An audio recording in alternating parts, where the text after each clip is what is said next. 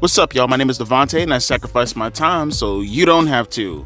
So, with all the news circulating lately with the likes of Ricky Starks and Warlow and Jeff Hardy and a plethora of other talent constantly being called into question about their booking, whether we're talking about Swerve Strickland as a world champion, whether we're talking about whether or not Edge is doing burying backstage, which is ridiculous on his face. Like I said, there are ways you could look at it from a fundamental standpoint, but there's a lot more to be desired underneath the surface rather than jumping directly to such an easy target like Edge's burying talent. I think there's a path as to what you're looking at through Edge, but the destination is not Edge, if that makes any sense. But regardless, though, I want to focus directly on AEW when talking about this subject, because coming up on Wednesday, obviously, is Dynamite, and they're already putting out some of their match listings. One of the matches that I do want to focus on, and this is the crux of the entire video, if you didn't see the community post, was Bryan Danielson taking on Satnam Singh. Now, you're probably asking yourself at the moment, why the fuck is this even a match? I mean, that's the same question I'm asking myself at the moment. Why is this even a match? And, you know, from the people that I see in the community thread, I got that picture from Twitter, and there are people talking underneath that thread, and they're trying to make excuses as to why this is a match and why this needs to happen. In reality, we all know what the reasoning is. Bryan Danielson probably looked at someone like a Satnam Singh, and he said to himself, the guy's not doing anything, let me work with him. Which is admirable, and I'm pretty sure that happens to be the case. But at the same time, I do have to question the consistency. Like this is what Jim Cornette means when he says all friends wrestling, right? All elite friends. He means like you guys just make decisions that better your own positions, or you just make decisions that only you mark out over. You don't focus on what the fans care for. You don't focus on what the audience wants to see. You focus on what you want to see. You say to yourself, well, I want to do this week. I don't care what sense it makes. I just want to do it. It's like Edge and Aleister Black having their first ever meeting inside of a barbed wire steel cage without even having an established one-on-one match yet. It's like you just want to do it because I want to do it. It doesn't have to have any rhyme or reasoning behind it. I just want to do it, and therefore I want to do it. And you know, for all the shit that I give both companies, whether we're talking about AEW or WWE, and trust me, WWE has a mountain of fucking faults. Don't get it twisted.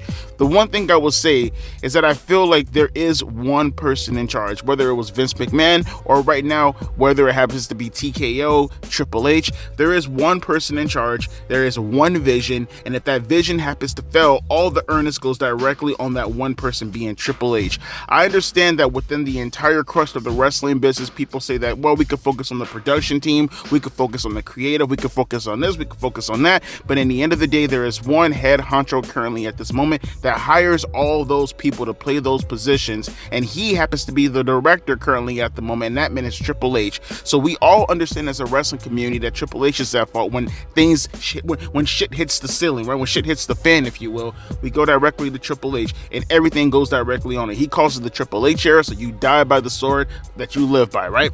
So when it comes to Tony Khan, we both, as AEW fans, WWE fans, wrestling fans, whatever the case may be, all of us understand that everything goes on Triple H when it's WWE's fault. But when it's AEW, only the rest of the people outside of the AEW audience, they want to blame certain circumstances or certain situations. NBA is the reason why the ratings are going down currently at the moment. The women that are in the position that they're currently in right now because this is happening backstage, or this person happens to be injured. Oh, well, if you just give this thing a chance. It's so tiresome, and that's why I get mad at some of the WWE fans for it, because you come to this page and you come to this video and you'll be the first persons to gang up on AEW, and there's nothing wrong with that, but keep that same mentality when going at WWE, because we have to hold our own accountable, right? See, I will tell you outright, I have no bias whatsoever. There was a point in time where I actually did like AEW over WWE a couple of years ago, and it was like that for probably like a full year and a half.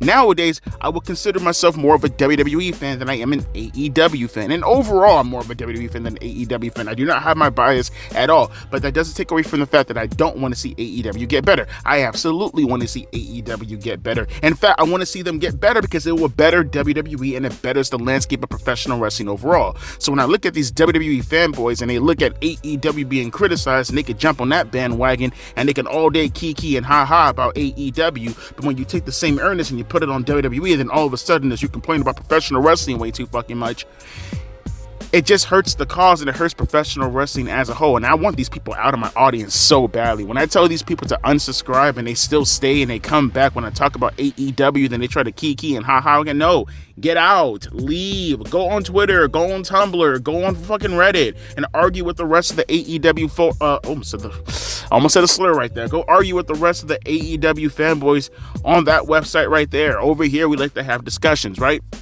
Even if it is focused on one entity, because that one entity at the moment, in my opinion, is more important. People can say whatever they want at the moment.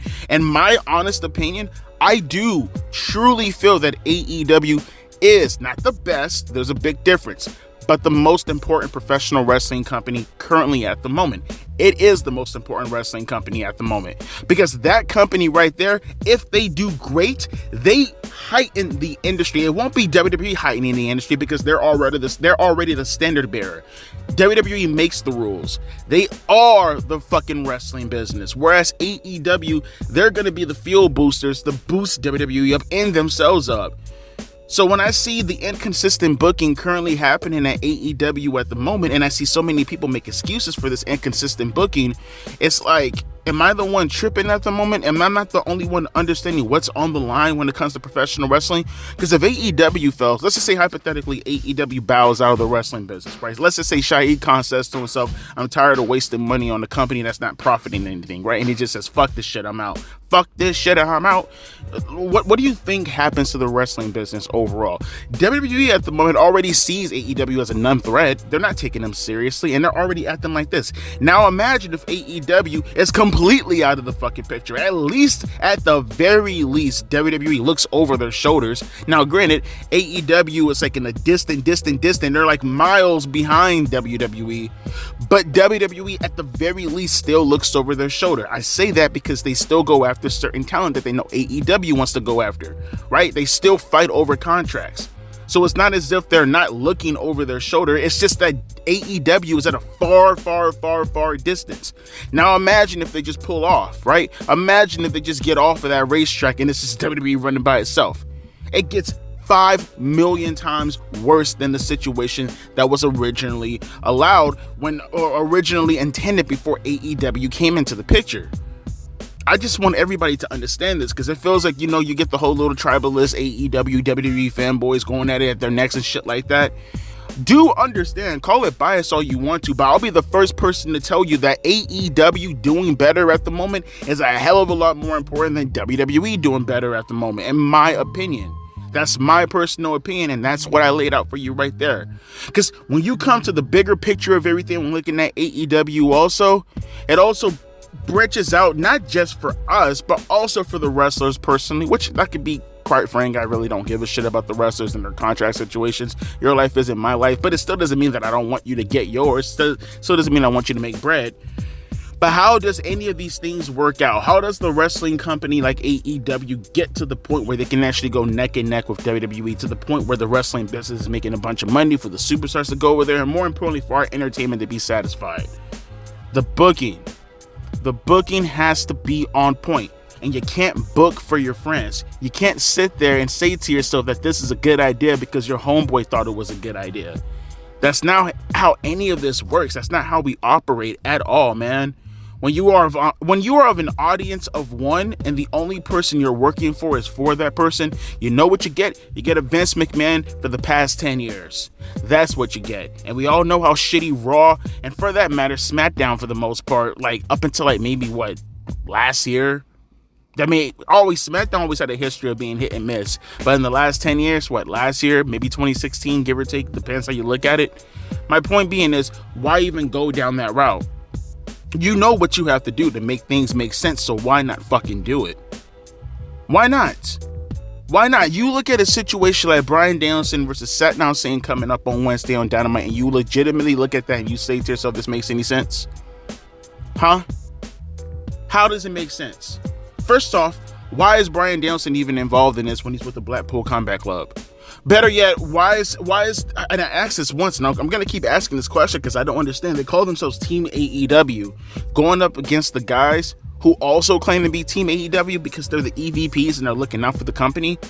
Does that make any sense to you? Even by the labeling, does that make any sense to anyone? You're starting us off in the Anarchy in the Arena match when I don't even understand the established relationship between the two people who are going at each other currently at the moment. I can get to a lesser degree something like FTR going up against the Young Bucks. I get that. But what's the backstory outside of the fact that they happen to wrestle for AEW? Does a guy like a Bryan Danielson, originally an Eddie Kingston and now a Darby Allin?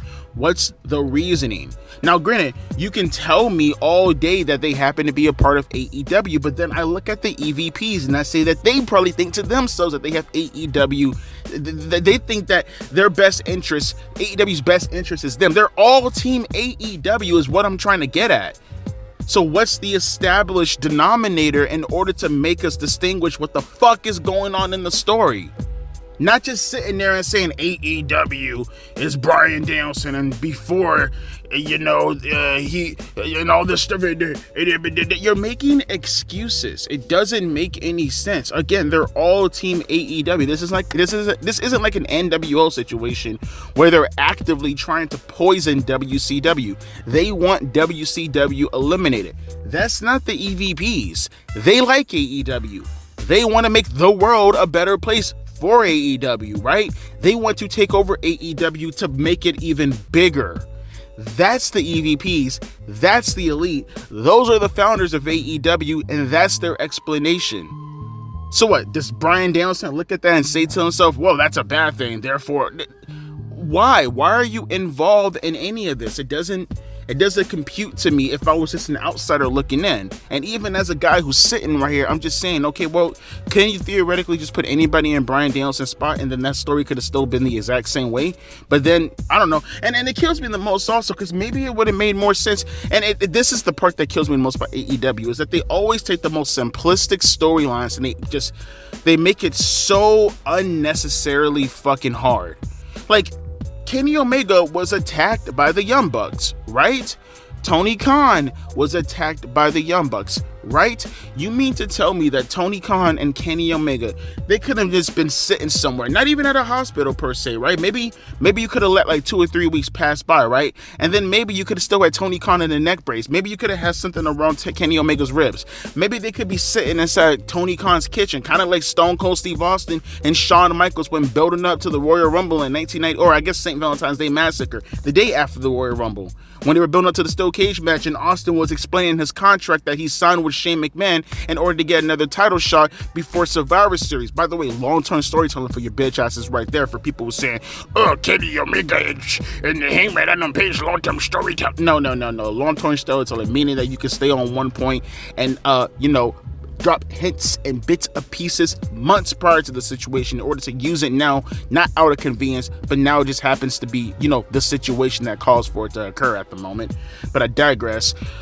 Why couldn't it have just been a situation where Kenny Omega and Tony Khan are sitting around a table and they're just having a drink or something like that, and they're just like, okay, well, you guys are, causing a bunch of terror. We don't have to do Anarchy in the Arena this year because we have yet to fully establish who the fuck these people are. Maybe we should have something like a Jungle Jack Perry taking on someone one-on-one with the EVPs ringside, or maybe the EVPs could put their tag team titles on the line with Jack Perry and Konosuke, or whatever the fuck his name is, fucking Kazuchika Okada. They could stand ringside rather than doing an Anarchy in the Arena. At least with these group of guys, establish them first before you go out of your way to do it. Just because it happens to be an anniversary situation doesn't mean you have to break. I mean, it's not like Survivor Series, right? When you have to do something on the lines of that. No, you don't have to do this. This isn't the Royal Rumble. You don't have to do this. Establish them first. And hell, it won't take that long, like a month or a half or 2 months, and then you can do the fucking 4-on-4 match at something like Blood and Guts. And therefore that would have more meaning watching all those 4 guys team up for the first time, right? You should have established them first, but you couldn't have Kenny Omega and Tony Khan sitting around a table. They're just dabbling, thinking to themselves, okay, well, you guys took us both out of the picture and we still hold EVP power. I hold EVP power. He's the owner. We're going to usurp what the fuck you're saying at the moment. And we got 4 guys to go up against you guys at blood and guts. And then you introduce the talent, because then at the very least you could say that they handpicked the talent to be into a position where they feel that AEW is being taken over by a tyrannical force, rather than just having random guy come out, and then they say to themselves, we're team AEW. You're all team AEW. One entity thinks that they're doing the best for AEW. You guys think you're doing the best for AEW. When in reality, we know the story is these guys are tyrannical. These guys are fascist. These guys are imperialistic, right? These guys are dictators, if you will. And you guys don't want to be underneath their regime. We understand the story. I get the story. The AEW fanboys get the story. But for newcomers, because that's what we're doing, right? We're trying to build a bigger audience. We're trying to bring in new people, right? I feel like people forget that they're trying to, I would think, establish a fucking story in order to draw new audience members, and we're not gatekeeping here, right? I would think that's the fucking idea. I would think that's what the point of this whole idea and agenda is to push forward, to bring in new people to watch the fucking company, but I digress. Continuing on, I look at this and I do say to myself that even though we recognized all of this as wrestling fans of AEW, right? There are people who probably are skimming through the channels who was, maybe following AEW, who probably can't tell you which one's the heel or the babyface outright if they were to see a match graphic. It's things like that, man. Like, I look at a situation, and even though you're gonna go out of your way, and people are gonna probably be like, Devontae, well, they're obviously playing heel, so clearly they're the bad guys versus these guys are playing the good guys and all this other stuff. But even then, like, okay, let's just say that's an established alignment that seems pretty fucking obvious. What is going to be the correct reaction when going into the pay-per-view show? You say that, but you need to be able to hold down the fort as far as them being established heels and these guys being established baby faces. What you don't want to do is fall into an NWO situation where the heels end up being so fucking cool that they undercut the baby faces, especially when you don't have a strong enough baby face who can elicit a response to counteract the heels being cheered, like a Sting in 97, for an example. You do not have a Sting from 97. You do not have a Goldberg from 98. None of those guys are going to counteract the guys opposing them being fucking cheered. And you need to avoid that situation. We are dealing with AEW marks. They do not care at all for the tradition of professional wrestling. Look at what they're doing currently right now. They are gatekeeping. And at the same time, it's like the WWE fanboys. They contradict their own fucking statements, right? They contradict their own fucking statements. On one hand, it's, well, I mean, I understand why this guy doesn't have anything going for him, like a Cody Rhodes, for an example. I understand that, well, yeah, he cuts promos and he does just contract signings and he doesn't really have any angles that he's attached to. But it's only been 6 months. It's only been 6 months. 6 months. It's only been 2 months. It's only been 5 months. It's only been 3 months. It's only been 2 months. But yeah, I understand why you're saying that he sucked. But it's only been 6 months. Like, shut up. It's like these people, man. Like I said, I would love to get these people, put them on an island, let them just fucking skibbity themselves.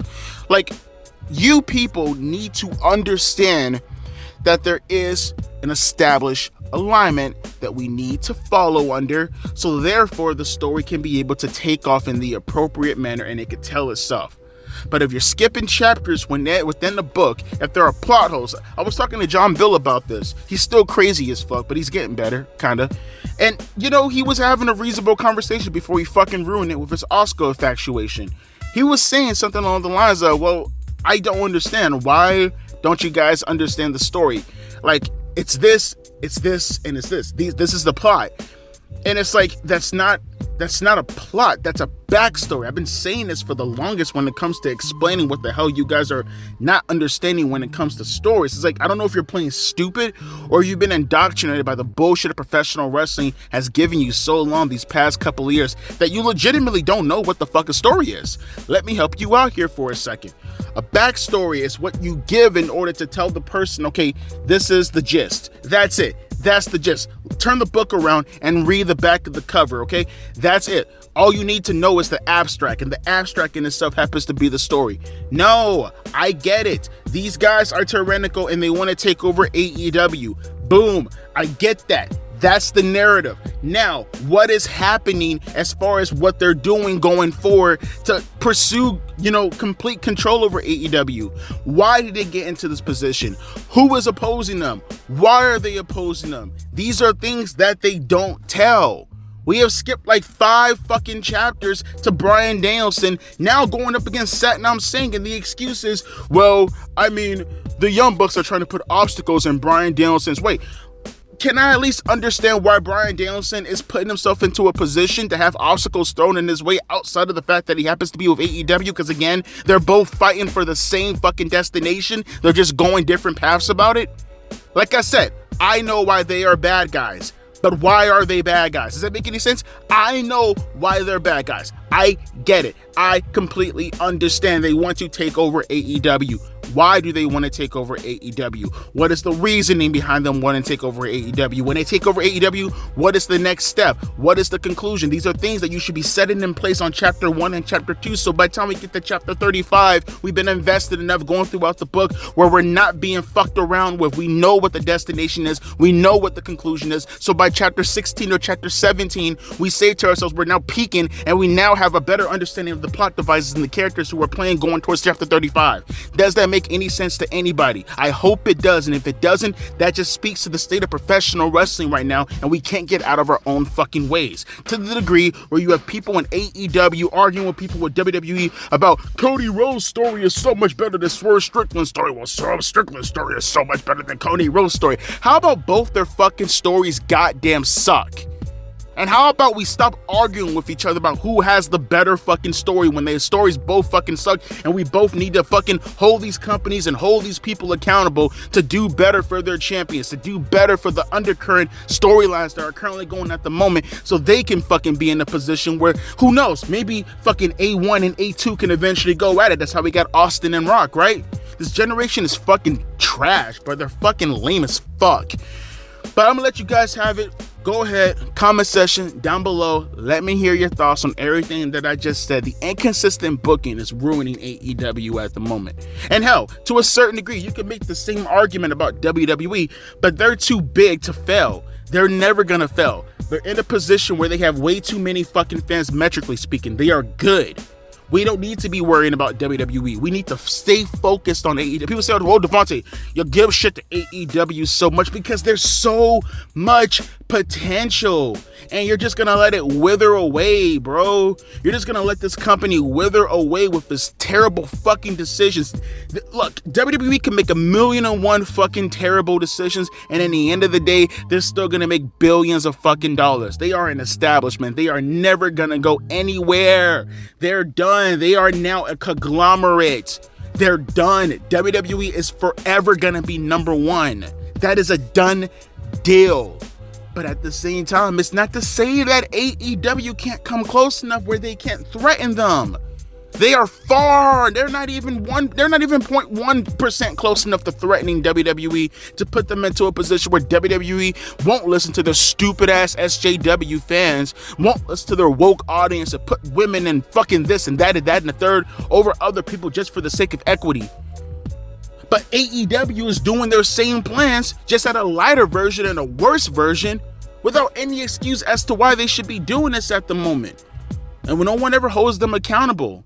So therefore they feel like, well, we don't know what the fuck we're doing as far as telling an actual engaging story, so we'll just do whatever the fuck we want to do, and in the process have inconsistent booking that makes everything make no sense whatsoever.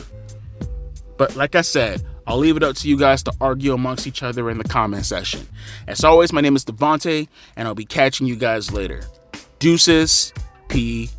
Ice.